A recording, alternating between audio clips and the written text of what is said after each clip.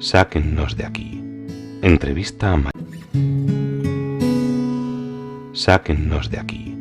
Entrevista a María Sima. Nicky Elch. Editorial. Gratis lo recibiste, gratis ofrécelo. Dedicado con amor a todos aquellos que aún han de experimentar el amor de Dios.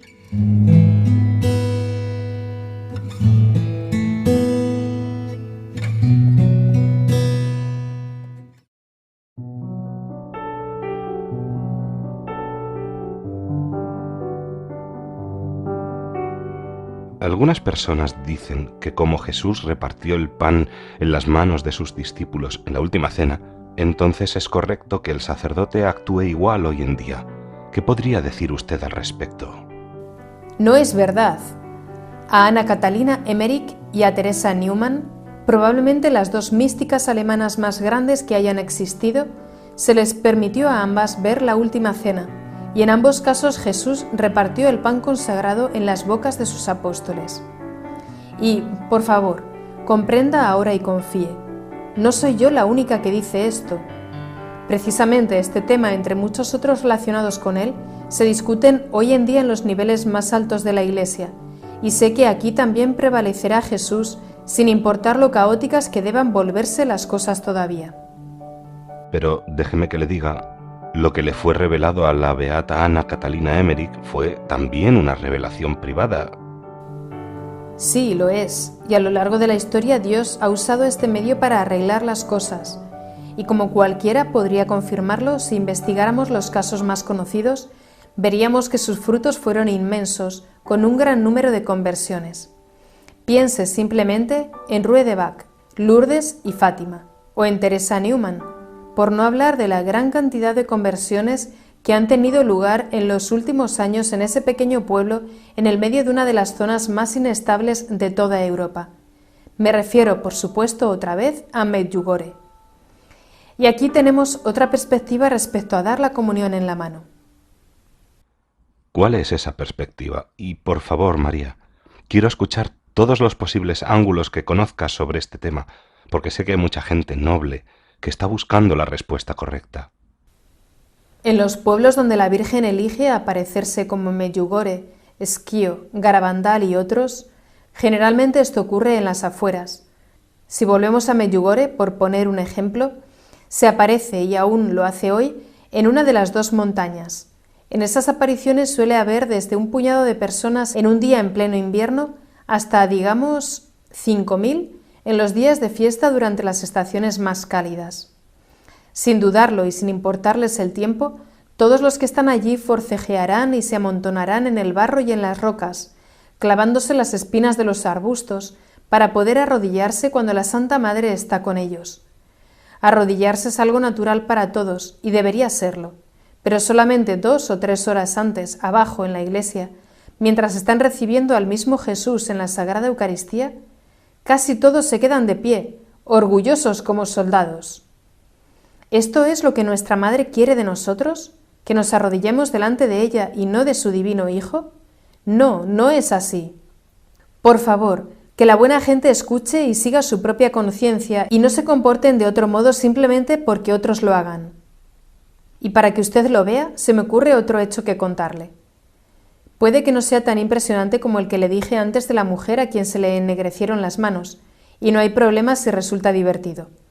Pero ciertamente para mí es igual de convincente que cualquier otra historia. Conozco personalmente a una mujer muy buena y piadosa, que también tenía problemas con este tema, y simplemente rezó y le pidió al mismo Jesús que le enviara una señal rápida para poder aclararse. Y Jesús lo hizo. La siguiente vez que fue a recibir la comunión, el sacerdote, como lo había hecho hasta ese entonces, puso la Eucaristía en la palma de su mano. Tan pronto como la puso allí, la hostia se elevó de su mano, subió y desapareció en el aire. Este pequeño milagro también fue presenciado por varios testigos. María, lo que dice es muy convincente. Y la Madre Teresa también prefería que los fieles recibieran la Eucaristía de rodillas y en la lengua, y en sus comunidades esa es la única forma permitida. Verá, desde la perspectiva de la Iglesia, recibir la comunión en la mano es solamente algo que se tolera, pero no es lo que realmente quiere.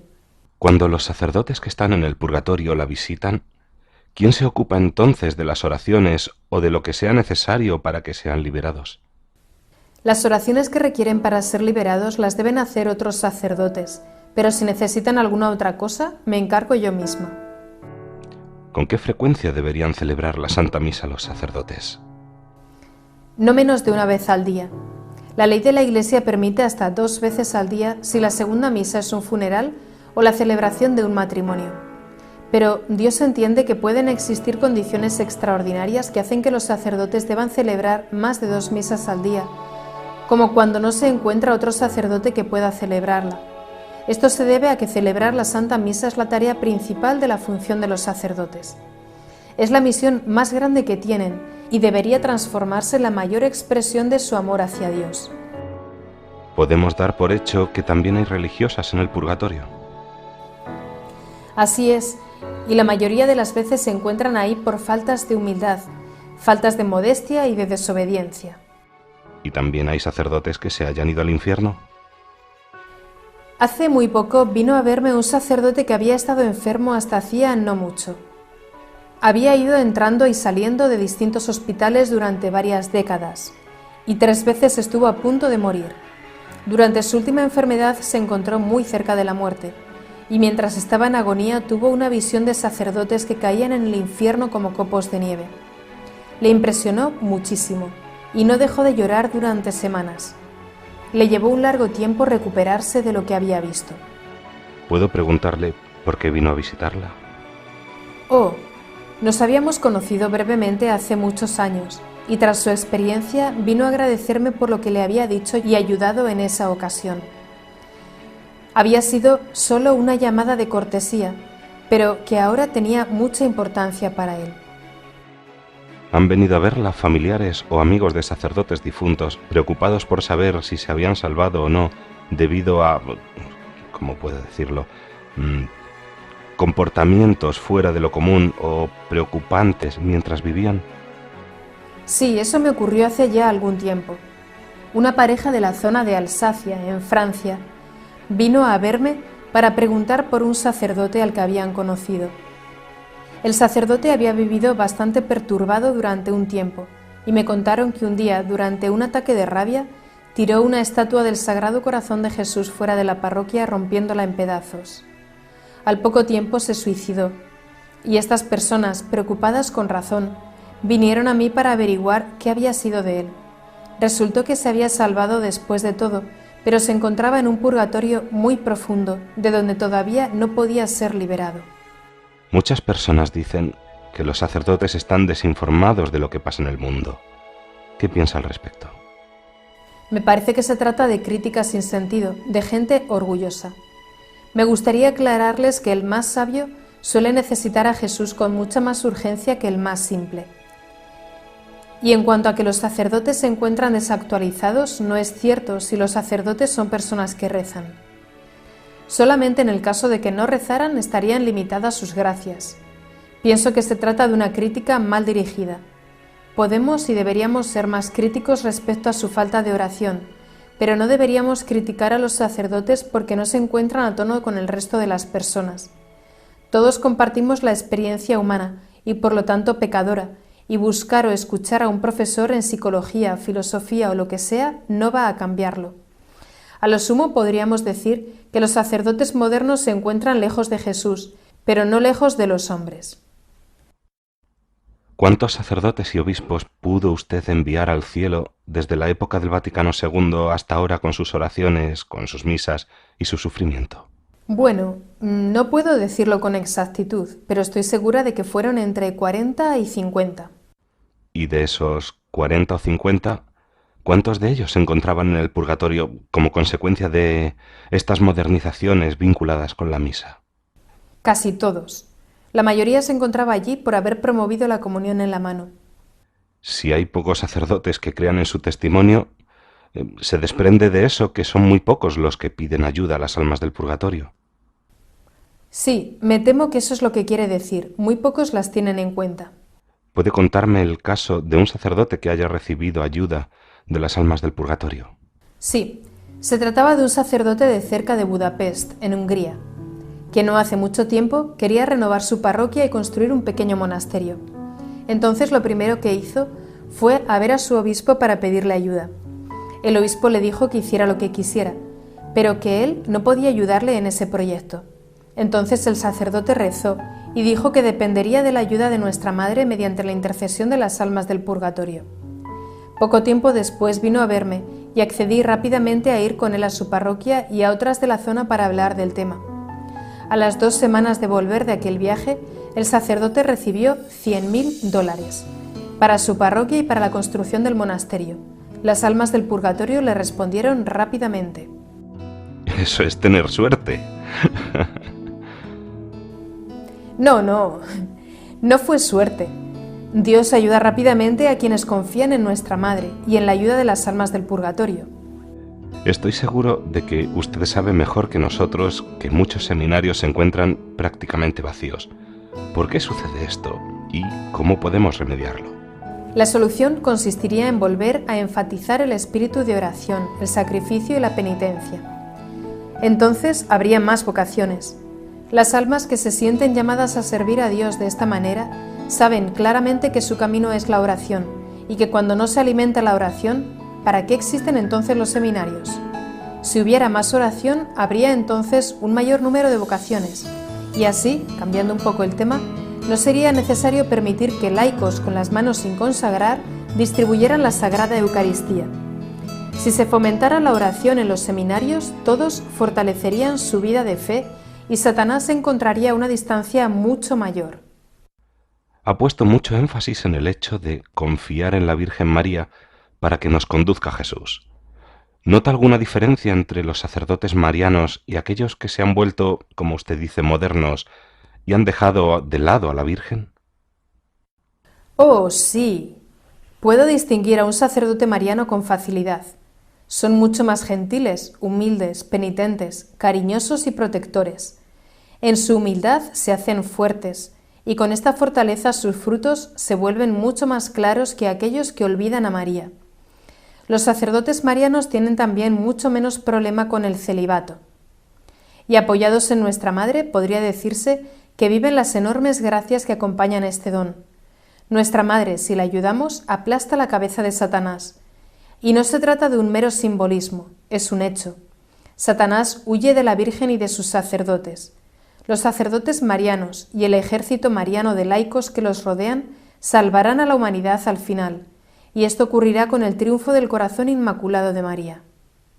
Entonces tenemos hoy en día un papa abiertamente mariano y un ejército mariano de sacerdotes y laicos.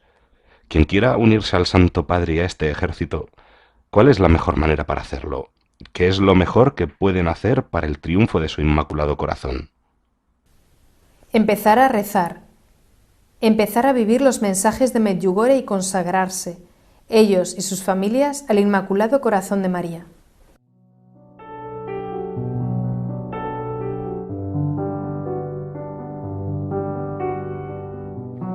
Las iglesias.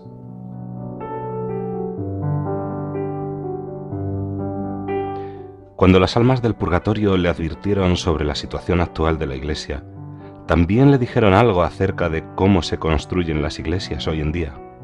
Sí, también me han hablado de esto. Mucho de lo que asociaríamos con las iglesias modernas les molesta mucho. Las iglesias son solo para rezar y para encontrarse con Jesús y con María. Las almas del purgatorio dicen que en las parroquias no debería haber equipos sofisticados, ricas alfombras, ni nada destinado a que sea todo más cómodo, como un recibidor lujoso. Las iglesias están destinadas para que tú y Jesús os encontréis a solas. Los elementos meramente decorativos deberían desaparecer porque distraen. Y las almas también han mencionado que les horroriza gran parte del llamado arte moderno, y la mayoría es realmente horrible, sin mencionar que es históricamente incorrecto. Y también debería darse nuevamente a María un lugar más importante. Pero más importante que nada, sin embargo, es que los tabernáculos deben siempre estar en el centro de la iglesia y no apartados en un lateral o en otra capilla, únicamente en el centro. Si no damos a Jesús el centro de todo, entonces lo dejaremos también a Él pronto de lado. Y entonces nos quedaríamos meramente con un segundo ayuntamiento. Créame, cada vez que alguien mira al tabernáculo con amor, Jesús eleva más alto el lugar que ocupará en el cielo. Por otro lado, los sacerdotes deberían también volver a usar el púlpito. Hacerles descender al nivel de la comunidad fue otro de los logros de Satanás. Arriba en el púlpito ganan mucho más respeto. No deberían organizarse actos sociales en las iglesias, solamente los sagrados. Deberían volver a estar presentes las imágenes de los santos, al menos San José, el arcángel San Miguel y el santo por el cual se erigió la iglesia. Y ya he mencionado los reclinatorios para comulgar. Todo esto que falta y todo lo que se ha añadido en las últimas décadas en aras de la comodidad nos separa de Jesús y por lo tanto alegra mucho al diablo. Me han comentado que en algunas parroquias se sirve café, se lleva a los animales en el regazo, se colocan televisores. Y yo he visto parroquias sin agua bendita en las puertas y sin reclinatorios. Nada de esto es bueno, ni tiene que ver con la voluntad de Jesús. Entonces, las almas del purgatorio no están contentas con las llamadas iglesias modernas, ¿verdad? No es así. He visto varias iglesias modernas en donde todo estaba bien. Una, por ejemplo, en Lienz, en el Tirol. Es muy moderna, pero allí se reza mucho y está bien construida. Así que lo feo, los lugares donde no se reza o sin imágenes, no necesariamente equivale a moderno, pero lo moderno la mayoría de las veces es feo, incompleto y no lleva a la oración. ¿Qué me dice de las funciones sagradas que las iglesias modernas pueden haber olvidado? Sí, eso también. Las almas del purgatorio me han dicho que echan de menos las procesiones, que son como pequeñas peregrinaciones. Esas procesiones por nuestra Madre o por los santos eran una parte integral de la vida espiritual de antes. Si organizamos desfiles de equipos deportivos y de políticos, ¿por qué entonces ya no llevamos a cabo procesiones por Jesús, su Madre y los santos? En las procesiones el mundo entra en contacto con Jesús y sus santos. Así debería ser, y no al revés, cuando tantas veces y tan frecuentemente llevamos el mundo a la casa de Jesús. Además, en muchas partes del mundo los sacerdotes han dejado de bendecir los hogares al menos una vez al año. Eso también debilita la fe y entibia el amor y el respeto que debe mantenerse siempre intacto entre sacerdotes y laicos. La pérdida de estas funciones sagradas hace que Satanás sea plenamente feliz y le sea mucho más fácil a él y a sus demonios entrar en los hogares. Y también se han olvidado en muchas partes del mundo de la devoción del primer sábado. Debemos volver a restituirlas. Entre otros motivos, para todo ello se nos ha dado a los sacerdotes. Los necesitamos, y ellos necesitan que les recordemos nuevamente sus deberes. ¿Puede decirme cómo se celebra la misa en su iglesia aquí en Sonntag? ¿Y si las almas están contentas con la forma en que se llevan a cabo las cosas aquí? Sí, están satisfechas del modo como se celebra aquí. Nunca se quitaron los reclinatorios para comulgar y la Sagrada Comunión se ha dado solo en la boca. Nunca hay mujeres cerca del altar, eso incluye las lecturas y que solo haya monaguillos niños en el altar. Jesús, presente en el tabernáculo, se encuentra en el centro del presbiterio y las imágenes de nuestra Madre y de algunos santos ocupan un lugar principal. Los fieles pueden confesarse semanalmente y la gente lo aprovecha. También asisten con frecuencia a las adoraciones del Santísimo Sacramento y al rezo del Rosario. Todos los niños se sientan en los primeros bancos durante toda la misa. Allí los tengo hasta que los adultos ya se han retirado de la parroquia. Esto es solo para mantener el orden y el silencio y para evitar que corran y anden esquivando las piernas de los mayores.